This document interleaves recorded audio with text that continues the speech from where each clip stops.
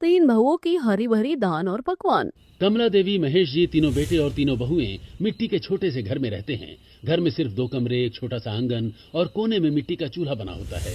गरीबी जरूर होती है, लेकिन पूरे परिवार में आपसी प्रेम और सम्मान की कोई कमी नहीं होती। सुबह से तीनों बहुएं मिलकर चूल्हे पर खाना बना रही होती हैं। दिव्या रोटियां सेक रही होती है, नेहा सब्जी में तड़का लगा रही होती है और शिल्पा बच्चों के लिए छाछ तैयार कर रही होती है। आज घर में जो था उसी से सबके लिए खाना बन गया। भगवान का लाख लाख शुक्र है कि आज किसी को भूखा नहीं जाना पड़ेगा। बाहर आंगन में महेश जी चारपाई पर बैठे होते हैं। कमला देवी सभी को खाने के लिए आवाज लगाती हैं। जैसे ही सभी लोग पहला निवाला खाने वाले होते हैं, मुकुल अचानक उठकर खड़ा हो जाता है। माँ, धान लगाने का समय हो गया है। पहले खेत पर जाकर काम दिखाते हैं, फिर आराम से खाना खा लेंगे। सुनिए, पता नहीं वहाँ कितना समय लग जाएगा, पहले खाना खा लीजिए ना। अगर काम मिल गया तो वही सबसे बड़ी पेट पूजा होगी। पहले खाना पक्का कर लेते हैं। खाली पेट खेत में कैसे मेहनत करेंगे? काम मिलने की खुशी में बाद में दोगुना खाना खा लेंगे। ठीक है बेटा, भगवान करे आज अच्छा काम मिल जाए। तीनों भाई बिना खाना खाए ही घर से निकल जाते हैं। तीनों गांव के खेतों की तरफ बढ़ने लगते हैं। चारों ओर धान लगाने का मौसम शुरू हो चुका होता है।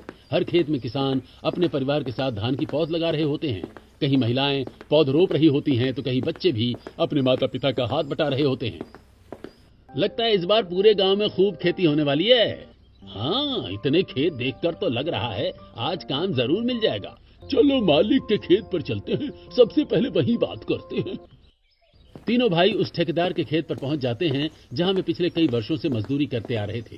ठेकेदार खेत के किनारे खड़ा कुछ लोगों से बात कर रहा होता है। तीनों भाई उसके पास पहुंच जाते हैं। नमस्ते मालिक, आज आपने काम के लिए बुलाया नहीं, इसीलिए हम खुद ही आ गए।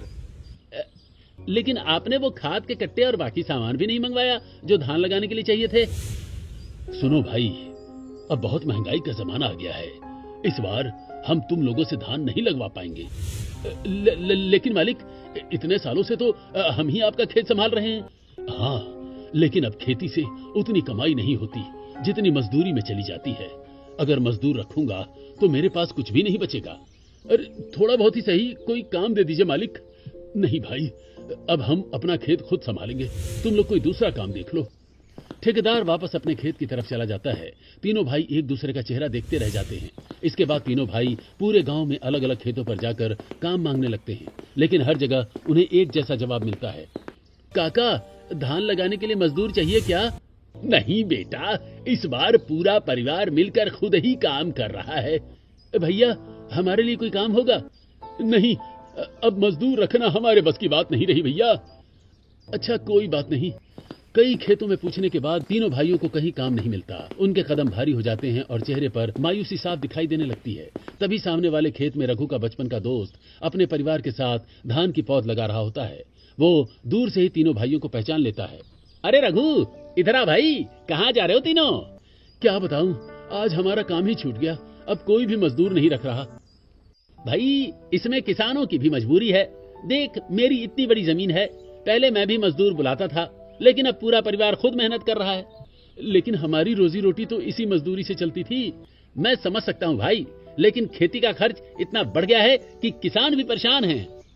अब समझ नहीं आ रहा घर जाकर माँ और बहुओं से क्या कहेंगे। भगवान पर भरोसा रखो, मेहनत करने वाले इंसान का रास्ता कभी बंद नहीं होता। शायद भगवान तुम्हारे लिए इससे भी बेहतर रास्ता तैयार कर रहा हो। दोस्त की बात सुनकर तीनों भाई हल्की सी मुस्कान लाने की कोशिश करते हैं, लेकिन उनके दिल में भविष्य की चिंता लगातार बढ़ती जा रही होती है। शाम ढल चुकी होती है। तीनों भाई थके हुए और मायूस चेहरे के साथ अपने मिट्टी के घर पहुंच जाते हैं। पूरे दिन धूप में भटकने के कारण उनके चेहरे उतर चुके होते हैं। आंगन में कमला देवी उनकी राह देख रही होती हैं। आओ बेटा, बैठकर खाना खा लो, पूरा दिन हो गया है भूखे पेट ही घूम रहे हो। तीनों भाई बिना कुछ बोले चुपचाप बैठ जाते हैं। तीनों बहुएं उनके सामने रोटियां और सब्जी परोस देती हैं। बहुत थक गए होंगे आप लोग, आज काम ज्यादा था क्या? काम होता तो थकान भी अच्छी लगती, हमें तो कहीं कोई काम ही नहीं मिला। लेकिन आपका तो पक्का काम था ना, इतने सालों से उसी ठेकेदार के यहाँ काम कर रहे थे। उसने साफ मना कर दिया, कह दिया कि अब वो अपना खेत खुद संभालेगा, हमें आने की जरूरत नहीं है। फिर किसी और किसान से बातें कर लेते। पूरे गांव के लगभग 70 घरों में पूछ कर आए हैं, लेकिन किसी को भी मजदूर की जरूरत नहीं है। पूरा घर एकदम शांत हो जाता है। किसी के पास इस परेशानी का कोई जवाब नहीं होता। दिन बीतने लगते हैं। तीनों भाई रोज सुबह काम की तलाश में निकलते हैं और हर शाम खाली हाथ लौट आते हैं। घर की हालत पहले से भी ज्यादा खराब होने लगती है। तीनों बहुएं रोज चूल्हे पर थोड़ा बहुत खाना बनाती हैं। कभी सिर्फ नमक मिर्च वाली चटनी तो कभी दाल और सूखी रोटियां। जितना होता है उसी में पूरा परिवार गुजारा करता है। सभी लोग चुपचाप बैठकर खाना खाते हैं। घर में अब पहले जैसी हंसी खुशी नहीं रहती। ऐसा लगता है जैसे पूरे परिवार को किसी गहरे सदमे ने घेर लिया हो। दादी, आज मैं 5 रोटियां खाऊंगा, फिर पापा से भी ताकतवर बन जाऊंगा। अरे तू तो 2 रोटी में ही हार मान जाता है। बच्चों की बातें सुनकर सभी लोग मजबूरी में हल्की सी नकली मुस्कान दे देते हैं। लेकिन अगले ही पल फिर वही सन्नाटा पूरे घर में फैल जाता है। कुछ दिन बाद शाम को पूरा परिवार फिर से एक साथ बैठकर खाना खा रहा होता है। सभी के चेहरों पर भविष्य की चिंता साफ दिखाई दे रही होती है। ऐसे बिना कुछ किए तो काम नहीं चलेगा। अगर बेरोजगारी ऐसी ही रही तो हम अपने भविष्य और बच्चों के लिए क्या ही बचा पाएंगे। लेकिन हम क्या कर सकते हैं? गांव में अब कोई काम बचा ही नहीं। क्यों ना आप लोग शहर जाकर काम करें, वहाँ फैक्ट्रियों में अच्छे पैसे भी मिल जाते हैं। पैसे तो मिल जाएंगे, लेकिन रोज गांव से शहर आना जाना बहुत मुश्किल है। आधी कमाई तो किराए में ही चली जाएगी। तो रोज आने की क्या जरूरत है? नौकरी मिल जाए तो वहीं रहना शुरू कर दीजिए। हफ्ते या महीने में एक बार हमसे मिलने आ जाया करिए। बहू ठीक कह रही है बेटा। गांव में अब मेहनत का कोई काम नहीं बचा। हाँ बेटा, अपनी आने वाली पीढ़ी के लिए कुछ तो जोड़ना ही होगा। अगर आज थोड़ा त्याग करोगे तभी बच्चों का भविष्य बनेगा। अगर आप सबकी यही राय है तो हम कल सुबह ही शहर चले जाएंगे। तीनों बहुएं अपने पतियों के फैसले में उनका पूरा साथ देने का निश्चय करती हैं। अगली सुबह तीनों भाई तैयार हो जाते हैं। तीनों बहुएं जल्दी उठकर उनके लिए गरम गरम रोटियां और सब्जी बनाती हैं और एक छोटे से कपड़े के झोले में बांध देती हैं। रास्ते में समय पर खाना खा लेना। अपनी सेहत का ध्यान रखना। चिंता मत करना, घर की जिम्मेदारियां हम संभाल लेंगे। भगवान तुम्हारी मेहनत जरूर रंग लाएगा। हिम्मत कभी मत हारना बेटा। तीनों भाई अपने माता पिता के पैर छूते हैं। बहुएं भावुक हो जाती हैं, लेकिन आंसू छिपाकर मुस्कुराते हुए अपने पतियों को विदा कर देती हैं। कई घंटों का सफर तय करके तीनों भाई शहर पहुंचते हैं। वे एक फैक्ट्री से दूसरी फैक्ट्री तक नौकरी की तलाश में घूमते रहते हैं। भैया, यहाँ कोई काम मिलेगा? अभी भर्ती नहीं चल रही। कई जगह से मना होने के बाद वे एक बड़ी न्यूज़पेपर छापने वाली फैक्ट्री पहुंच जाते हैं। मालिक, हमें कोई भी काम मिल जाए तो बहुत बड़ी मेहरबानी होगी। ठीक है, अगर मेहनत से काम करोगे तो आज से ही नौकरी शुरू कर सकते हो। मालिक, क्या यहाँ रहने की भी कोई व्यवस्था हो सकती है? हम रोज गांव से नहीं आ सकते। हाँ, हमारे कई कर्मचारी गांव से आते हैं, इसलिए उनके रहने के लिए कमरे बने हुए हैं। ये तो हमारे लिए बहुत बड़ी मदद हो गई। रात को काम खत्म होने के बाद तीनों भाई फैक्ट्री के पास बने एक छोटे से कमरे में बैठे होते हैं। कमरे में सिर्फ 3 चारपाइयां और एक बल्ब लगा होता है। दिव्या, हमें नौकरी मिल गई है। सच? भगवान का लाख लाख शुक्र है। रहने का भी इंतजाम हो गया है। अब रोज आने जाने की परेशानी नहीं होगी। बस आप अपना ध्यान रखना, यहाँ की चिंता बिल्कुल मत करना। थोड़ा समय मुश्किल रहेगा, लेकिन सब ठीक हो जाएगा। हम सब आपका इंतजार करेंगे। मेहनत करते रहिए। फोन रख देती है। अगली सुबह घर के बाहर कमला देवी अपने छोटे से आंगन में खड़ी होती हैं। घर के सामने उनकी एक छोटी सी जमीन पड़ी होती है, लेकिन वो पूरी तरह बंजर और सूखी दिखाई देती है। अब कोई काम भी नहीं है, खाने पीने के भी लाले पड़ रहे हैं। अगर ये जमीन अच्छी होती तो इसमें बहुत खेती करके सब्जियां उग जाती। हमारी एक गलती ने पूरी जमीन बर्बाद कर दी, नहीं तो आज इस मिट्टी में बढ़िया सब्जियां उगती और हम सब अपने हाथ की उगाई चीजें खाते। तीनों बहुएं भी उस सूखी जमीन को उदास नजरों से देखने लगती हैं। काश हम कुछ कर पाते। इस आंगन में ढेर सारे पेड़ पौधे होते तो कितना अच्छा होता। बरसात के मौसम में तो पूरा घर हरियाली से भर जाता। लेकिन क्या करे, ये तो पूरी तरह जमीन बंजर है। तीनों बहुएं कुछ पल तक उसी सूखी जमीन को देखती रहती हैं। अगले 2 दिनों तक गांव में मूसलाधार बारिश होती रहती है। आसमान में काले बादल छाए रहते हैं। बिजली लगातार चमक रही होती है। पूरे गांव की सड़कें पानी में डूब जाती हैं। लोग अपने अपने घरों में कैद हो जाते हैं। कमला देवी का छोटा सा कच्चा घर भी जगह जगह से टपकने लगता है। छत से पानी टपक टपक कर पूरे आंगन में फैल जाता है। अरे दीदी, इधर भी पानी टपक रहा है। जल्दी से एक और बाल्टी रख दो। रसोई तक पानी पहुंच गया है। अगर चूल्हा भीग गया तो खाना कैसे बनेगा? तीनों बहुएं जल्दी जल्दी ईंटें और पुराने पत्थर लाकर चूल्हे के नीचे जमा देती हैं। फिर ऊपर लकड़ियां रखकर किसी तरह चूल्हे को पानी से बचाती हैं। घबराओ मत दीदी, थोड़ा धुआं जरूर होगा लेकिन खाना बन जाएगा। धुएं से उनकी आंखों में आंसू आने लगते हैं। फिर भी तीनों बहुएं पूरे परिवार के लिए किसी तरह खाना तैयार करती हैं। लगातार 2 दिन तक बारिश नहीं रुकती। घर में रखा हुआ राशन भी लगभग खत्म हो चुका होता है। डिब्बे एक एक करके खाली हो जाते हैं। मम्मी जी अब क्या बनाएं? घर में तो दाल चावल सब्जी कुछ भी नहीं बचा है। बेटा जब घर में कुछ नहीं है तो तुम लोग क्या बनाओगी? बस भगवान से प्रार्थना करो कि बारिश जल्दी रुक जाए। 2 दिन बाद आखिरकार बारिश थम जाती है। धीरे धीरे धूप निकलती है और सड़कें सूखने लगती हैं। कमला देवी पड़ोस की एक औरत के घर जाती हैं। बहन अगर इजाजत हो तो तुम्हारे खेत से थोड़ी सब्जियां तोड़ लो। घर में बच्चों के लिए कुछ भी नहीं बचा है। अरे कमला पूछने की क्या बात है, जितनी जरूरत हो उतनी ले लो।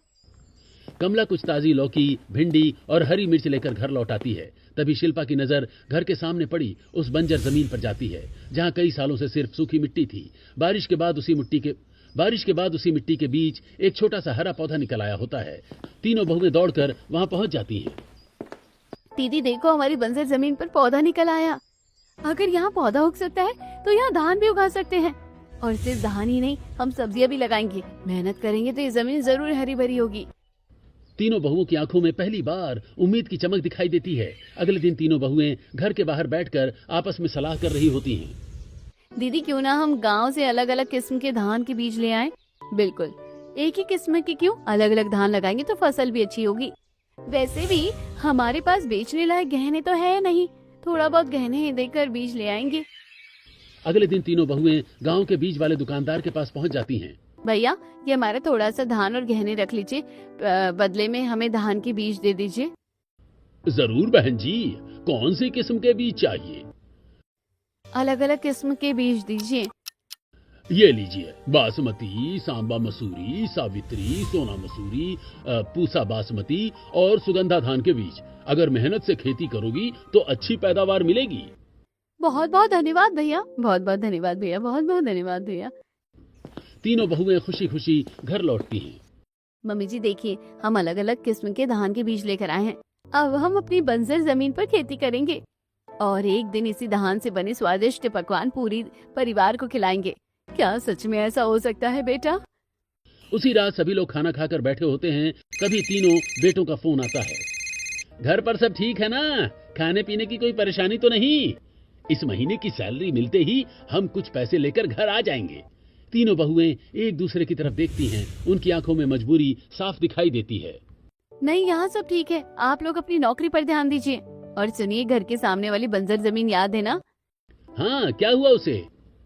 अब वहाँ खेती होगी। हमने धान के बीज भी लगा दिए हैं। सच में? लेकिन अपना भी ध्यान रखना। आप लोग चिंता मत कीजिए। इतना कहकर वे फोन काट देती हैं। किसी भी बेटे को घर की असली हालत का पता नहीं चलने देती। अगली सुबह रसोई में चूल्हा ठंडा पड़ा होता है। आटे का डिब्बा लगभग खाली होता है। बस थोड़ा सा आटा बचा होता है। आज नमक की रोटी ही बना लेंगे और सिलबट्टे पर हरी मिर्च और लहसुन की चटनी पीस देती हूँ। तीनों बहुएं नमक की रोटियां बनाती हैं और चटनी के साथ पूरे परिवार को खिलाती हैं। उसी समय बारिश का जमा हुआ पानी फिर आंगन में भरने लगता है। तीनों बहुएं बाल्टियों और तसलों से पानी बाहर निकालने लगती हैं। घर के छोटे छोटे बच्चे भी हाथों में छोटे डिब्बे लेकर उनकी मदद करते हैं। मम्मी, जब हमारा खेत बन जाएगा ना, तब हमें भूखा नहीं रहना पड़ेगा ना? बिल्कुल नहीं बेटा, उस दिन हमारे खेत में इतना सारा धान होगा कि सबके पेट भर जाएंगे। घर की गरीबी अभी भी वैसी ही थी, लेकिन अब उस बंजर जमीन के साथ साथ पूरे परिवार के दिल में भी उम्मीद का एक नया बीज अंकुरित हो उठा था। क्या कभी कमला जी का परिवार अच्छे पकवान खा पाएगा, या उनकी जिंदगी हमेशा सूखी रोटी और नमक तक ही सीमित रहेगी? अगली सुबह सूरज निकलते ही तीनों बहुएं पुराने कपड़े पहनकर घर के बाहर पड़ी अपनी बंजर जमीन पर पहुंच जाती हैं। उनके हाथों में फावड़ा, कुदाल और तसले होते हैं। ट्रैक्टर को भाड़े पर लेने के लिए उनके पास पैसे नहीं होते, इसलिए वो पूरी जमीन को अपने हाथों से तैयार करने का फैसला करती हैं। ट्रैक्टर नहीं है तो क्या हुआ, मेहनत करने वाले कभी हार नहीं मानते। आज अपने हाथों से ही इस बंजर जमीन को खेत बना देंगे। चलो बहन, आज से हमारी नई शुरुआत है। तीनों बहुएं घंटों तक कड़ी धूप में मिट्टी पलटती रहती हैं। कई बार कुदाल चलाने के बाद आखिरकार पूरी जमीन खेती के लायक बन जाती है। इसके बाद तीनों गांव के सरकारी नल पर पहुंचती हैं, बाल्टियां भर भर कर पानी लाती हैं और पूरे खेत में डालना शुरू कर देती हैं। इतना पानी तो हमने जिंदगी में कभी नहीं ढोया। धान की खेती में पानी ही सबसे बड़ी ताकत है। पूरा दिन मेहनत करने के बाद वे धान के बीज पानी भरी जमीन में बो देती हैं। कुछ दिनों बाद पानी में छोटे छोटे हरे पौधे निकल आते हैं। तीनों बहुएं खुशी से झूम उठती हैं। देखो हमारे बीज अंकुरित हो गए हैं, अब इन्हें निकाल कर असली खेत में रोपना होगा। तीनों बहुएं सावधानी से नन्हे पौधों को उखाड़ती हैं, फिर दूसरे खेत में भरपूर पानी भरकर एक एक पौधा सीधी कतारों में रोपना शुरू कर देती हैं। पूरा दिन कमर झुकाकर काम करने से उनके पैरों और पीठ में दर्द होने लगता है। फिर भी शाम को घर लौटकर वे पूरे परिवार के लिए खाना भी बनाती हैं। अगले ही दिन तेज धूप निकलती है। लगातार कई दिनों तक बारिश नहीं होती। धान का खेत धीरे धीरे सूखने लगता है, क्योंकि धान को लगातार पानी की जरूरत होती है। छोटे छोटे पौधे मुरझाने लगते हैं। तीनों बहुओं की आंखों के सामने उनकी मेहनत सूखती जा रही होती है। गांव की कुछ औरतें वहां से गुजरती हैं और उनका मजाक उड़ाने लगती हैं। अरे तुम लोग गरीब थी और गरीब ही रहोगी। धान की खेती कोई खेल नहीं है, अमीर किसानों का काम है, ये तुम्हारे बस का नहीं है। तीनों बहुएं एक दूसरे की तरफ देखती हैं। हम हार नहीं मानेंगे। एक दिन हमारा खेत भी लहराएगा और उसी धान से हम अपने परिवार को स्वादिष्ट पकवान खिलाएंगे। पानी की समस्या दूर करने के लिए वे गांव के एक ठेकेदार के पास पहुंचती हैं। भैया अपनी ट्यूबवेल का पानी दे दीजिए। 2000 रुपए लगेंगे। हमारे पास तो इतने पैसे नहीं है। तो फिर पानी की उम्मीद छोड़ दो। मायूस होकर तीनों वापस लौटती हैं। अब वे फिर सरकारी नल से बाल्टी बाल्टी पानी भरकर खेत में डालने लगती हैं। सुबह दोपहर शाम दिन रात उनकी यही दिनचर्या बन जाती है। लेकिन इतना पानी भी धान के लिए पर्याप्त नहीं पड़ता। उनके पैर दर्द से अकड़ जाते हैं, हथेलियों में छाले पड़ जाते हैं। फिर भी घर लौटकर वे परिवार के लिए खाना बनाना नहीं भूलती। दूसरी तरफ तीनों बेटे शहर में मजदूरी कर रहे होते हैं। शाम को वीडियो कॉल आता है। घर पर सब ठीक है ना? कोई परेशानी तो नहीं? सब बढ़िया है, आप लोग बस अपना ध्यान रखिएगा। तीनों बहुएं अपनी सारी तकलीफ छिपाकर झूठ बोल देती हैं। कुछ दिनों बाद अचानक लगातार 2-3 दिन मूसलाधार बारिश शुरू हो जाती है। लेकिन इस बार तीनों बहुएं पहले से तैयार होती हैं। उन्होंने खेत के किनारों पर कई गहरे गड्ढे बना रखे होते हैं और उनके ऊपर पन्नी लगा रखी होती है। बारिश का अतिरिक्त पानी उन्हीं गड्ढों में जमा होने लगता है। देखो हमारा पानी बर्बाद नहीं होगा। अब जब धूप निकलेगी तो यही पानी काम आएगा। बारिश रुकने के बाद तेज धूप निकलती है। तीनों बहुएं गड्ढों में जमा पानी बाल्टियों से निकाल कर खेत में डालने लगती हैं। धीरे धीरे धान के पौधे फिर से हरे होने लगते हैं। कुछ ही हफ्तों में पूरे खेत में लहराई हुई हरी फसल दिखाई देने लगती है। छोटी छोटी बालियां निकल आती हैं। पूरा बंजर मैदान अब हरे धान से भर चुका होता है। दीदी हमारी मेहनत रंग लाई। देखो हमारे खेत में धान आ गया। भगवान ने हमारी मेहनत देख ली। कुछ दिन बाद वे थोड़ा धान काटती हैं। रात भर उसे भिगो कर रखती हैं। सुबह उठकर सिलबट्टे पर पीसती हैं। फिर पूरे परिवार के लिए गर्मा गर्म डोसा बनाती हैं। अरे वाह बेटा, आज तो घर में डोसा बना है। हाँ मम्मी जी, अब हमारी धान तैयार हो गई है। अब तो रोज धान से बने नए नए पकवान बनेंगे। हमारी बहुओं ने तो कमाल कर दिया। बच्चे भी बड़े चाव से डोसा खाते हैं। उनके चेहरों पर खुशी साफ दिखाई देती है। उसी समय तीनों बहुएं अपने पतियों को वीडियो कॉल करती हैं। देखिए हमारी बंजर जमीन अब कैसी लग रही है। कैमरे में हरे भरे खेत दिखाई देते हैं। तीनों बेटे खुशी से उछल पड़ते हैं। वाह, ये वही जमीन है, हमें तो यकीन ही नहीं हो रहा। हम तो सच में बहुत भाग्यशाली हैं कि हमें तुम जैसी मेहनती जीवन साथी मिली। देखते देखते 1 महीना बीत जाता है। शहर के तीनों बेटों को अपनी पहली सैलरी मिल जाती है। वे खुशी खुशी गांव लौटने की तैयारी करने लगते हैं। लेकिन उसी समय शहर में लगातार मूसलाधार बारिश शुरू हो जाती है। नदियों का जलस्तर बढ़ने लगता है। टीवी पर अचानक सरकारी अलर्ट आता है। भारी वर्षा और बाढ़ की आशंका को देखते हुए सभी नागरिक जहां हैं वहीं सुरक्षित रहें। शहर से गांव और गांव से शहर की यात्रा फिलहाल न करें। अब हम घर कैसे जाएंगे? सोचा था पहली सैलरी मम्मी पापा और तुम सबको देंगे। तीनों अपना सामान वापस कमरे में रख देते हैं और घर पर वीडियो कॉल करते हैं। हम लोग घर आने वाले थे लेकिन बारिश ने रोक दिया। कोई बात नहीं, आपकी सुरक्षा सबसे पहले है। देखिए आज हमने अपनी ही धान से बनी स्वादिष्ट बिरयानी बनाई है। कैमरे में बिरयानी की प्लेट देखकर तीनों बेटों के मुंह में पानी आ जाता है। अरे इतनी स्वादिष्ट लग रही है कि अभी आकर खा लें। पापा आ जाओ तो जल्दी। तुम लोगों ने तो सच में बंजर जमीन को जन्नत बना दिया। समय बीतने लगता है। अब तीनों बहुओं की रोज की दिनचर्या बदल चुकी होती है। सुबह खेत की देखभाल और फिर घर आकर अपनी ही उगाई हुई धान से नए नए स्वादिष्ट पकवान बनाना। पूरा घर खुशियों और स्वादिष्ट खुशबू से महकने लगता है। एक सुबह रसोई में चूल्हा जल रहा होता है। दिव्या चावल पीसकर इडली बना रही होती है। नेहा सांभर तैयार कर रही होती है। शिल्पा नारियल की चटनी पीस रही होती है। बच्चे जमीन पर बैठे इंतजार कर रहे होते हैं। मम्मी आज फिर नया खाना है। हाँ बेटा, अब हमारे घर की धान तैयार हो गई है, इसलिए जितने भी चावल से बनने वाले पकवान होंगे हम अपने ही खेत के चावल से बनाएंगे। वाह, अब तो रोज मजेदार खाना मिलेगा।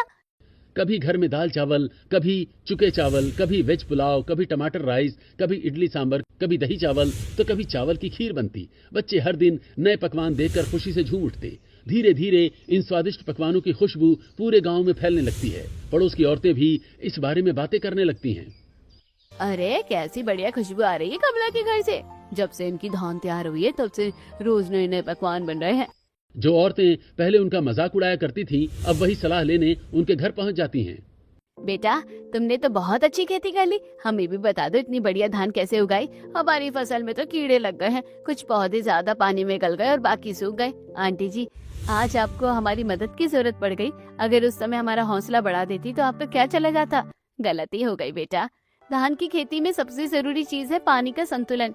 बहुत ज्यादा पानी रहेगा तो पौधे गल जाएंगे और कीड़े लग सकते हैं। बहुत कम पानी रहेगा तो पौधे सूख जाएंगे, इसलिए जरूरत के हिसाब से पानी देना सबसे जरूरी है। अच्छा, अब समझ आया। गांव की दूसरी औरतें भी उनकी सलाह मानकर अपनी खेती में बदलाव करती हैं। कुछ ही दिनों में उनकी फसल भी हरी भरी होने लगती है। जिन लोगों ने मुश्किल समय में उनका साथ दिया था, तीनों बहुएं उनके लिए अपने खेत के चावल से बने पकवान लेकर जाती हैं। पहले घर में वे वेज पुलाव और चावल की खीर लेकर पहुंचती हैं। आंटी जी, ये हमारे खेत के चावल से बना वेज पुलाव और खीर है। आप चक्कर बताइए कैसा बना है। वाह बेटा, एक एक चावल बिल्कुल खिला हुआ है। स्वाद भी इतना बढ़िया है कि होटल का खाना भी इसके सामने फीका लगे। चलो, हमारी मेहनत सफल हो गई। अगले दिन घर के बाहर बनी खुली रसोई में तीनों बहुएं मिलकर खाना बना रही होती हैं। एक बड़े बर्तन में पानी उबल रहा होता है, ऊपर सूती कपड़ा बांधकर उसमें मुलायम इडलियां पक रही होती हैं। दूसरी तरफ सांभर उबल रहा होता है। मीठे में चावल की खीर तैयार हो चुकी होती है। तीनों बेटे बिना बताए घर पहुंच जाते हैं। अरे, मेरे तीनों बेटे आ गए। मम्मी, हमें भी आपकी बहुत याद आ रही थी। पिछले महीने बारिश की वजह से नहीं आ पाए। तभी तीनों बहुएं रसोई से अंदर आती हैं। देखिए, आपके लिए कितने बढ़िया पकवान बनाए हैं। पूरा परिवार एक साथ बैठकर खाना खाने लगता है। हंसी खुशी का माहौल होता है। पापा, मम्मी की इडली बहुत स्वादिष्ट बनी है। वाह, इतनी स्वादिष्ट खीर, बिल्कुल होटल जैसी। ये सब हमारे खेत की धान का कमाल है। 2-3 दिन बाद तीनों बेटे अपनी पत्नियों के साथ खेत देखने जाते हैं। चारों तरफ हरे भरे धान के पौधे लहरा रहे होते हैं। खेत में जरूरत के अनुसार पानी भरा होता है। तीनों बहुएं बड़ी मेहनत से हर पौधे की देखभाल कर रही होती हैं। सच कहूं, इतना कठिन काम तो कई आदमी भी नहीं कर पाते। और तुम तीनों ने बिना किसी मशीन के ये कमाल कर दिखाया। आज हमें अपनी पत्नियों पर बहुत गर्व हो रहा है। जब औरत ठान ले तो बंजर जमीन भी हरी भरी हो जाती है। देख लिया, आपको कितनी स्मार्ट बीवियां मिली है। अगर हम एक बार मन में कुछ ठान ले तो उसे पूरा करके ही दम लेते हैं। तीनों बेटे मुस्कुराने लगते हैं। जिस ठेकेदार के यहाँ पहले तीनों बेटे मजदूरी किया करते थे, उसने भी इस साल धान की खेती कर रखी होती है, लेकिन उसकी फसल उतनी अच्छी नहीं होती जितनी महेश जी के घर की छोटी सी जमीन पर लहलहा रही होती है। एक दिन ठेकेदार की पत्नी अपनी गाड़ी से पूरे गांव का चक्कर लगा रही होती है। तभी उसकी नजर महेश जी के खेत पर पड़ती है। हरे भरे धान और झुकी हुई बालियां देखकर उसके चेहरे का रंग उड़ जाता है।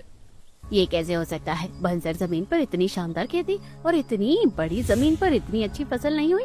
अगर इस बार इनकी धान बाजार में चली गई तो हमारी धान से ज्यादा दाम इन्हीं को ही मिलेंगे। उसके मन में ईर्ष्या भर जाती है। उसी रात ठेकेदार की पत्नी अपने 2 गुंडों को बुलाती है। आज रात महेश के खेत में जो धान लगी है उसका एक भी दाना नहीं बचना चाहिए। पूरा फसल बर्बाद कर देना। जैसा आप कहें। आधी रात को दोनों गुंडे चुपके से खेत में पहुंचते हैं। वे धान की बालियां काट काट कर बोरे में भर लेते हैं। बाकी पौधों को पैरों से रौंद देते हैं। कुछ ही मिनटों में महीनों की मेहनत उजड़ जाती है। घर के अंदर पूरा परिवार गहरी नींद में सो रहा होता है। किसी को कुछ भी पता नहीं चलता। अगली सुबह तीनों बहुएं खेत में पहुंचती हैं, लेकिन खेत का नजारा देखकर उनके पैरों तले जमीन खिसक जाती है। सिर्फ सूखी डंडियां बची होती हैं। धान की सारी बालियां गायब होती हैं। हे भगवान, हमारी पूरी मेहनत खत्म हो गई है। इसी धान से तो हम पूरे परिवार के लिए पकवान बना रहे थे। अब हम क्या करेंगे? तीनों बहुएं खेत में बैठकर फूट फूट कर रोने लगती हैं। उसी समय तीनों बेटे फैक्ट्री में काम कर रहे होते हैं। बहुएं उन्हें बार बार फोन करती हैं, लेकिन फैक्ट्री में मोबाइल जमा होने की वजह से कोई फोन नहीं उठा पाता। रात को काम खत्म होने के बाद तीनों बेटे वापस फोन करते हैं। क्या हुआ? तुम्हारे इतने मिस्ड कॉल क्यों आए थे? हमारी पूरी धान बर्बाद कर दी। गांव की औरतों ने बताया कि ठेकेदार की पत्नी ने गुंडे भेजकर रात में हमारी फसल कटवा दी है।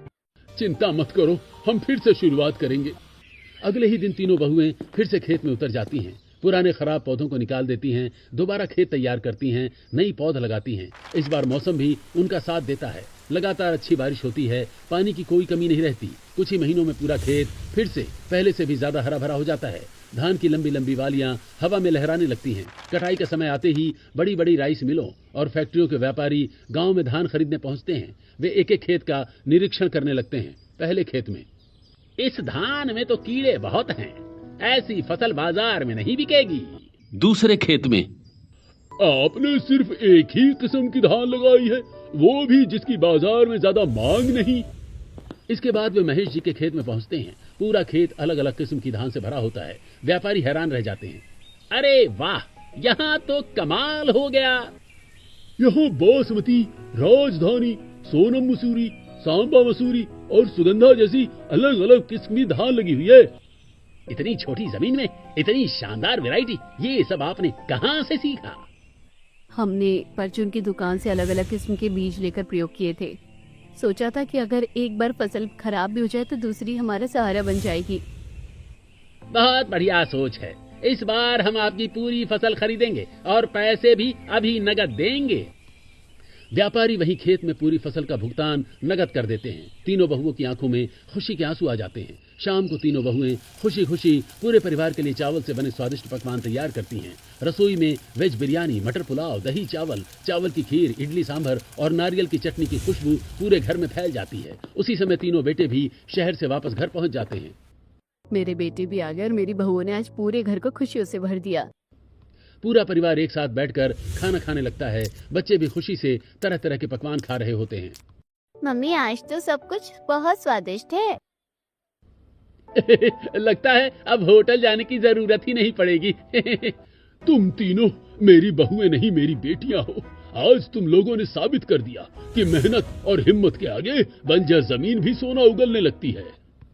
देखा, जो लोग कहते थे कि हम गरीब ही रहेंगे, आज उन्हीं की बोलती बंद हो गई। मम्मी जी, अब पहले आप ये खीर खाइए और ये मटर पुलाव भी चखिए। आज की दावत हमारी मेहनत की जीत की दावत है। पूरे घर में हंसी गूंजने लगती है। बाहर खेतों में लहलहाती धान हवा के साथ झूम रही होती है। व्यापारी जब उनकी पूरी धान खरीद कर ले जाते हैं तो तीनों बहुओं का आत्मविश्वास और भी बढ़ जाता है। कुछ दिनों बाद वे फिर से खेत तैयार करती हैं। इस बार उन्हें किसी से सलाह लेने की जरूरत नहीं पड़ती। अब वे खुद एक अनुभवी किसान बन चुकी होती हैं। चलो बहनों, इस बार पहले से भी अच्छी खेती करेंगे। अब तो हर मौसम की तैयारी हमें पहले से ही करनी होगी और इस बार नई किस्म की धान भी लगाएंगे। उधर व्यापारी भी अपने वादे के मुताबिक हर सीजन उनके खेत पर आने लगते हैं। एक दिन, बहन जी, अब हमें कहीं और जाने की जरूरत ही नहीं पड़ती। आपकी धान की क्वालिटी सबसे अच्छी होती है। अगर आप चाहें तो हम आपसे हर साल का कॉन्ट्रैक्ट कर लेते हैं। जितनी धान होगी हम पूरी खरीद लेंगे। हमें मंजूर है, हमें मंजूर है, हमें मंजूर है। वहीं खेत के किनारे ही दोनों पक्ष हाथ मिलाकर सालों का समझौता कर लेते हैं। अब उनका धान बेचने का कारोबार पूरी तरह से सुरक्षित हो जाता है। धीरे धीरे हर साल अच्छी फसल होने लगती है। व्यापारी समय पर आते हैं, पूरी धान खरीदते हैं और नगद भुगतान करके चले जाते हैं। तीनों बहुएं फिजूल खर्ची करने के बजाय हर कमाई का कुछ हिस्सा बचाने लगती हैं। बेटा, कमाई तभी टिकती है जब बचत भी साथ साथ हो। हाँ मम्मी जी, अब हम सोच समझ कर ही खर्च करेंगे। कुछ ही वर्षों में उनकी मेहनत रंग लाती है। मिट्टी का पुराना टूटा फूटा घर अब मजबूत ईंटों का सुंदर घर बन जाता है। घर के सामने दूर दूर तक हरे भरे धान के खेत लहराते हैं। पूरे गांव में अब उनकी पहचान मेहनती किसान परिवार के रूप में होने लगती है। हर बार धान की कटाई पूरी होने के बाद तीनों बहुएं पूरे परिवार के लिए चावल से बने स्वादिष्ट पकवान तैयार करती हैं। रसोई में मीठे चावल, फ्राइड राइस, चावल के पापड़ और चावल के आटे की मिठाई बनती है। पूरा घर खुशबू से महक उठता है। धीरे धीरे ये सिर्फ उनके परिवार तक सीमित नहीं रहता। हर साल नई फसल आने पर वे पूरे गांव के लोगों के लिए दावत रखते, गरीब परिवारों को अपने खेत का चावल और उससे बने पकवान प्रेम से खिलाते। बेटा, भगवान तुम्हारी झोली हमेशा खुशियों से भर दे। तुम लोगों ने हमें अपने जैसा समझा। भगवान तुम्हारी हर इच्छा पूरी करे। असली खुशी तो बांटने में ही होती है। गांव के लोग अब उन्हें सिर्फ मेहनती किसान नहीं बल्कि नेक दिल इंसान के रूप में भी पहचानने लगते हैं। तीनों बहुएं मन ही मन बहुत खुश होती हैं। धीरे धीरे खेती और धान का कारोबार इतना अच्छा चलने लगता है कि तीनों बेटों को अब शहर जाकर काम करने की जरूरत नहीं पड़ती। वे भी गांव में रहकर खेती और व्यापार संभालने लगते हैं। अब हमें अपने परिवार से दूर रहने की जरूरत नहीं पड़ेगी। अपनी मिट्टी में रहकर कमाना सबसे बड़ी खुशी है। एक शाम हल्की हल्की बारिश हो रही होती है। घर के बाहर बरामदे में पूरा परिवार एक साथ बैठा होता है। सामने हरे भरे धान के खेत बारिश की बूंदों के साथ झूम रहे होते हैं। टेबल पर गर्मा गर्म चाय, पकौड़े, चावल के पापड़ और इडली रखी होती है। पापा, अगर हमारी धान ऐसे ही बढ़ती रही तो अगली बार खेत में चावल की बारिश भी हो जाएगी। फिर तो मैं छाता नहीं थाली लेकर आऊंगी। सभी ठहाके लगाते हैं। पहले हमारे घर में सूखी रोटी के लिए भी सोचना पड़ता था और आज देखो भगवान ने कितनी खुशियां दे दी। ये सब मेहनत, एकता और कभी हार न मानने का फल है। बारिश की बूंदें गिरती रहती हैं। पूरा परिवार हंसी खुशी चाय और पकवानों का आनंद लेता है। सामने लहलहाते धान के खेत उनकी मेहनत की सबसे बड़ी पहचान बन चुके होते हैं। जिंदगी में कभी हार नहीं माननी चाहिए। जो इंसान मेहनत, धैर्य और हिम्मत के साथ अपने लक्ष्य पर डटा रहता है, एक दिन वही बंजर जमीन को भी खुशियों की फसल में बदल देता है। वक्त बदलते देर नहीं लगती। आज उनकी मेहनत ने उनकी जिंदगी संवार दी। अगर आपकी जिंदगी में भी ऐसा मुश्किल समय आए तो क्या आप हार मान लेंगे या मेहनत करके अपनी तकदीर खुद बदलेंगे?